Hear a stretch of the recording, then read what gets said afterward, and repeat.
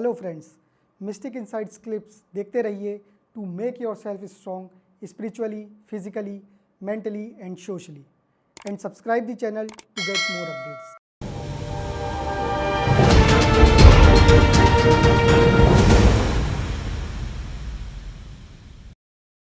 कि 3 गुना से भी ज्यादा पुरुष आत्महत्याएं कर रहे हैं। अब तो 4 गुना होने वाला है। वैसे 2 साल पुराना डेटा है एनसीआरबी का, जिसमें ये बताया गया कि हस्बैंड सुसाइड 3 गुना होती है, तो अभी तो 4 गुना होने वाली है।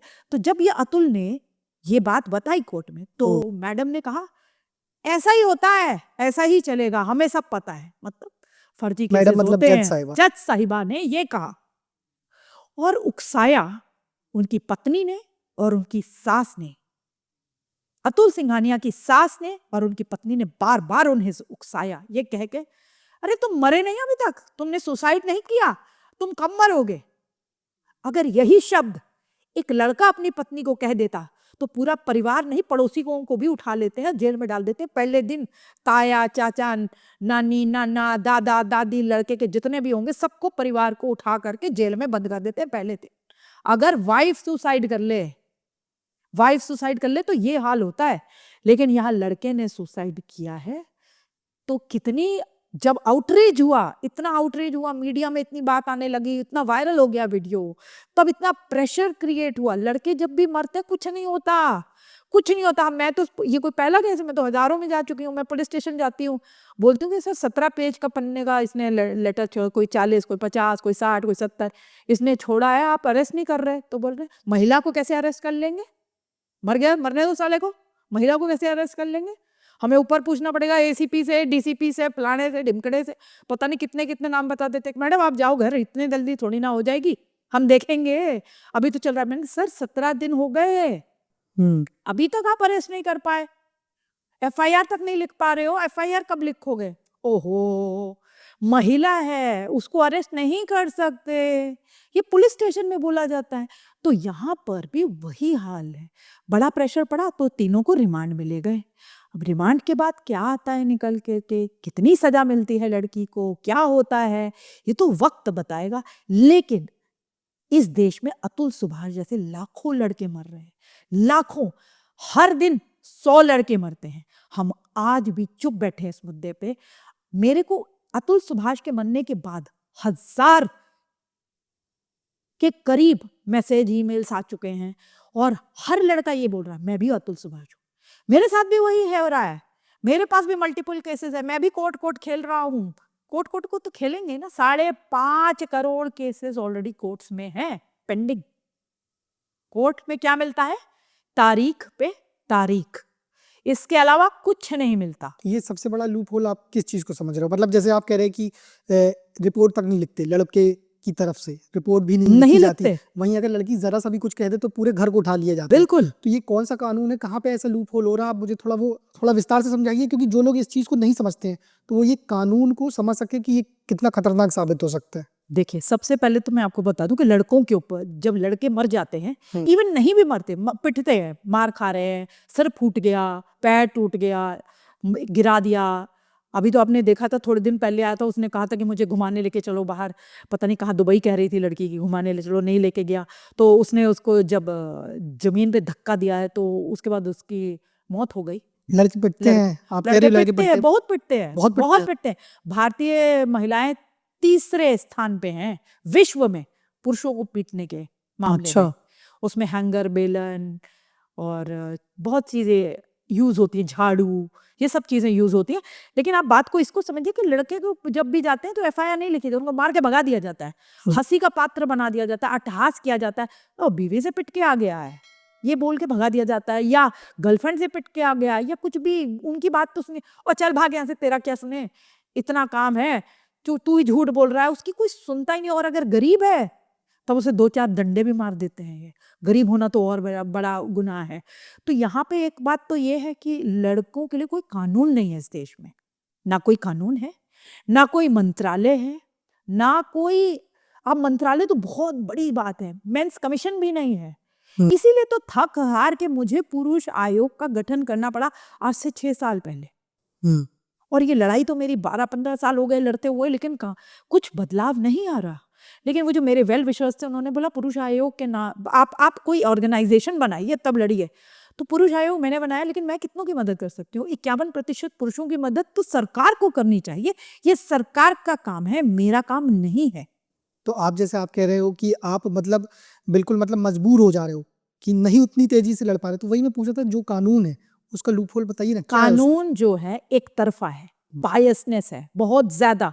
पुलिस स्टेशन के रिफॉर्म की जरूरत है, यहाँ तक कि जुडिशरी में बहुत रिफॉर्म्स की जरूरत है। इसके बारे में सिर्फ चर्चा करते, रिफॉर्म्स कोई नहीं आते। ये कानून क्या कहता है? एंटी मेन लॉज हैं इस देश, अच्छा। वन साइडेड लॉज हैं। सिर्फ महिलाओं की बातें सुनी जाती हैं, पुरुषों की कहीं बात सुनी ही नहीं जाती, उनका वर्जन कभी सुना ही नहीं जाता। अगर उनका वर्जन सुना होता तो मीटू जब आया था देश में, तो मैं सिंगल हैंडेड मेंटू लेके आई थी कि दूसरे सिक्के का दूसरे पहलू भी तो समझे। मेंटू मतलब वो क्या कह रहा, मीटू कह दिया, हम मीडिया में बैठ गए, टीआरपी मिल गया मीडिया को, और हमने डिजिटल लिंचिंग कर दी पुरुष की। डिजिटल लिंचिंग, लिंचिंग को हम बहुत बुरा कहते हैं, यहाँ पे पुरुष की डिजिटल लिंचिंग हो गई, और हमने उससे पैसा कमाया, हमने उससे शोहरत कमाई, जो मर्जी कमाया, लेकिन ये गलत है। दूसरा बड़ा लूप होल जो वो है, justice delayed is justice denied. आज से 10 साल बाद एक्विटल मिल भी गया, 20 साल बाद एक्विटल मिल भी गया कोर्ट से, तो हमें तो बलात्कारी घोषित कर दिया गया ना। विष्णु तिवारी ललितपुर रेप केस में जेल रहे 20 साल। 20 साल बाद उन्हें इलाहाबाद कोर्ट ने एक्विटल दिया। उनकी कॉम्पेंसेशन की लड़ाई हम आज भी फाइट कर रहे हैं। अच्छा। 20 साल में माता पिता सब लोग मर गए, उनका खेत खलिहान बिक गया, सारा पैसा खत्म हो गया, यहाँ तक कि जिस महिला ने रेप केस डाला था वो भी मर गई। आप ये सोचिए कि वो उनके मरने के बाद, सबके मरने के बाद भी जब वो गांव पहुंचे तो उनको कैसी नजर से लोग देख रहे थे, और 20 साल उन्होंने जेल में कैसे काटे थे। आप 20 मिनट नहीं काट सकते जेल में, आम आदमी जरा काट के तो दिखाए। शाहरुख खान का लड़का 20 दिन जेल गया था, तहलका मच गया था, तहलका मच गया था। पता नहीं कौन कौन से बड़े बड़े करोड़ों अरबों रुपए लेने वाले लॉयर्स खड़े कर दिए थे, कितने सारे पॉलिटिशियंस पीआईएल डालने लग गए थे, कितनी ज्यादा समस्या खड़ी हो गई थी पूरे देश में। आर्यन खान के अलावा तो कोई बचा ही नहीं था, जैसे कोई मुद्दा ही नहीं बचा था। वो ड्रग्स के केस में अंदर गया था। अब वो ड्रग्स लिए थे नहीं लिए थे मेरे को तो नहीं पता, लेकिन इतना पता है कि 20 दिन आर्यन खान के लिए जेल में रहना कितना कितना मुश्किल हो गया था। और इस आवाज को मैंने इसी तरीके से उठाया था कि विष्णु तिवारी 20 साल जेल में रहे, तुम लोग कहाँ मर गए थे ह्यूमन राइट्स वाले? तुम लोगों ने क्यों नहीं आवाज उठाई विष्णु तिवारी के लिए? विष्णु तिवारी इस देश का नागरिक नहीं है, आर्यन खान का लड़का इस देश का नागरिक है क्या? तुमने विष्णु तिवारी के लिए क्यों नहीं आवाज उठाई? उसके लिए ह्यूमन राइट्स नहीं थे तुम्हारे पास?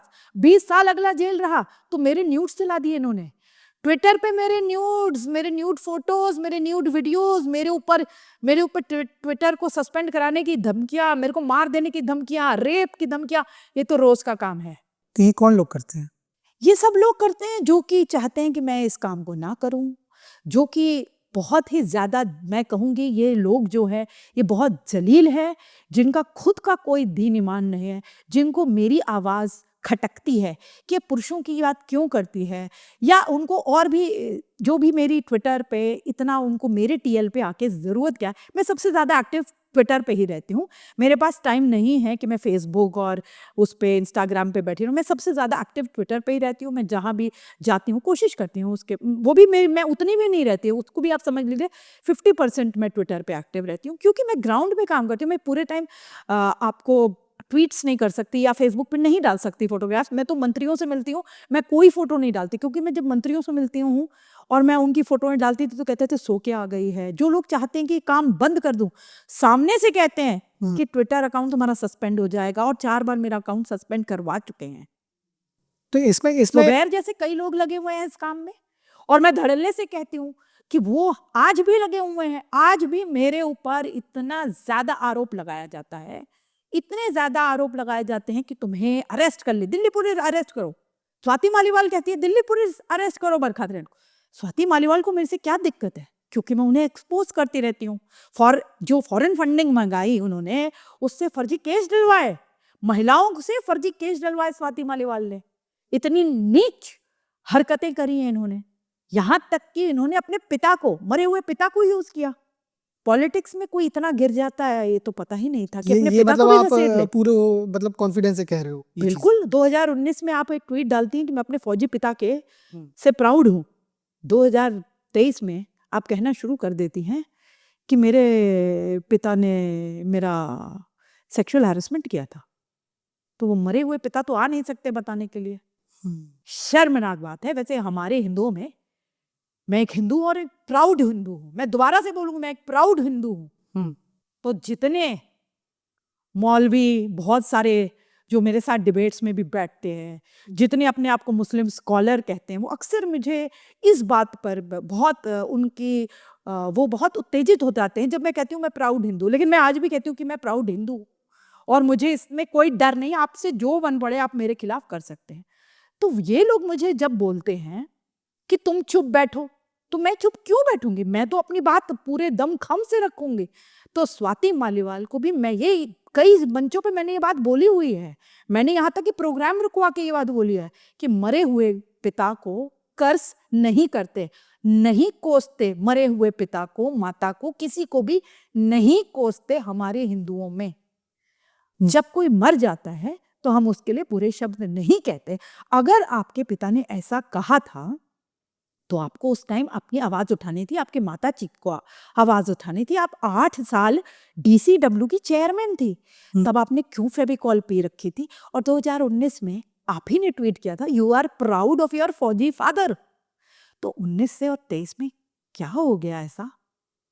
तो शर्म आती है ऐसे लोगों को। पर मैंने ये भी बोला था कि ऐसी महिलाओं को, जो छोटी बच्चियां हैं, जो हमारे देश की बच्चियां हैं, जो उनको देखती हैं, रोल मॉडल समझती हैं, वो क्या देखेंगी